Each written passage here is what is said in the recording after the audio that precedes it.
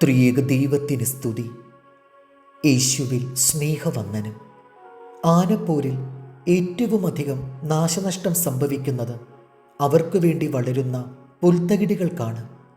ഒരാഫ്രിക്കൻ പഴഞ്ചൊല്ലുണ്ട്: ആനകൾ മല്ലുകൂടുമ്പോൾ പുൽമേടുകൾ മിതിക്കപ്പെടുന്നു.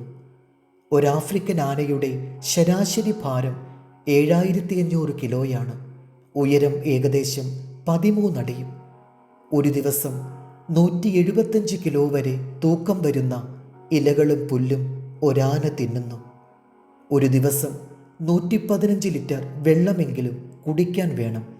ഇത്രയും ഭാരവും ഉയരവുമുള്ള രണ്ടാനകൾ വഴക്കുപിടിച്ച് അവയുടെ ആനക്കളി അവസാനിക്കുമ്പോൾ ആർക്കുമില്ലാതാകുന്നത് അവരുടെ ജീവന്റെ ആധാരമായ പുൽത്തകിടി തന്നെയാണ്. അവയുടെ ശരീരത്തിനനുസരിച്ച് ചില സമയത്തുള്ള വാശിയും വിദ്വേഷവും വളരെ വലുതാണ്. അവരുടെ അഹങ്കാരവും ആത്മാഭിമാനവും കീഴ്പ്പെടുവാൻ അവരെ അനുവദിക്കില്ല.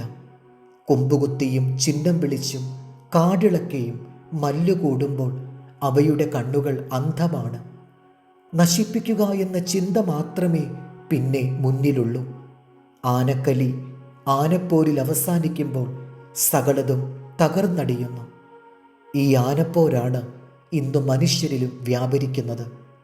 നേതാക്കന്മാരും വ്യക്തികളും അവരുടെ അഹംഭാവം ശമിപ്പിക്കുവാൻ കൊമ്പുകോർക്കുമ്പോൾ തകരുന്നത് അവരുടെ തന്നെ ചുറ്റുപാടുകളാണ്.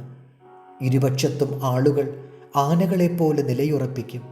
ചിലർ ഇതൊക്കെ കണ്ട് കയ്യടിക്കും. ഒന്നും സംഭവിച്ചിട്ടില്ല എന്ന മട്ടിൽ അവർ ഒഴിഞ്ഞു മാറും. കുറച്ചുപേർ അവിടെയും നിൽക്കും, ഇവിടെയും നിൽക്കും. രണ്ടു കൂട്ടരും വേണമെങ്കിൽ ദൈവനാമവും ഇതിനുവേണ്ടി കൂട്ടുപിടിക്കും. തമ്മിലടിപ്പിച്ചും തല്ലിത്തകർത്തും ഈ സമൂഹം മുന്നേറുകയാണ്. ഇങ്ങനെയുള്ള പോരുകൾ കൊണ്ട് സമൂഹത്തിന് ഒരു ഉപകാരവും ഉണ്ടാകുന്നില്ല. നാശം മാത്രമാണ് ഇവിടെ നടക്കാൻ പോകുന്നത്. എന്നാൽ ശരിയായ മാർഗം ക്രൂശിൻ്റെ മാർഗമാണ്.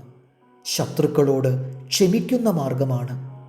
ശത്രുവിന് വിശക്കുന്നുവെങ്കിൽ അവന് ഭക്ഷണം കൊടുക്കുക എന്നത് മാത്രമാണ് ദൈവിക വഴി. മല്ലുപിടിക്കാൻ വരുന്നവനോട് മല്ലുപിടിച്ച് നമ്മുടെ ശക്തിയും ദർശനവും അഭിഷേകവും നഷ്ടമാക്കരുത്. നാം നമ്മുടെ ശത്രുവിൻ്റെ കാര്യം ദൈവകരങ്ങളിൽ ഏൽപ്പിക്കണം.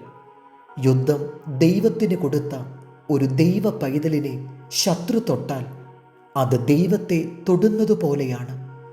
ക്രൂശ് സഹിക്കുന്നവന് മാത്രമേ ഉയർത്തെഴുന്നേൽപ്പുള്ളൂ. റോമർ 12:16. തമ്മിൽ ഐക്യമത്യമുള്ളവരായി വലിപ്പം ഭാവിക്കാതെ എളിയവരോട് ചേർന്നുകൊള്ളുവിൻ. നിങ്ങളെ തന്നെ ബുദ്ധിമാന്മാർ എന്ന് വിചാരിക്കരുത്. ആർക്കും തിന്മയ്ക്ക് പകരം തിന്മ ചെയ്യാതെ സകല മനുഷ്യരുടെയും മുൻപിൽ യോഗ്യമായത് മുൻകരുതി കഴിയുമെങ്കിൽ നിങ്ങളാൽ ആവോളം സകല മനുഷ്യരോടും സമാധാനമായിരിപ്പിൻ. ദൈവം നമ്മെ അനുഗ്രഹിക്കട്ടെ. കർത്താവിൽ എളിയ ശുശ്രൂഷകൻ, ഈരാളിലച്ച്.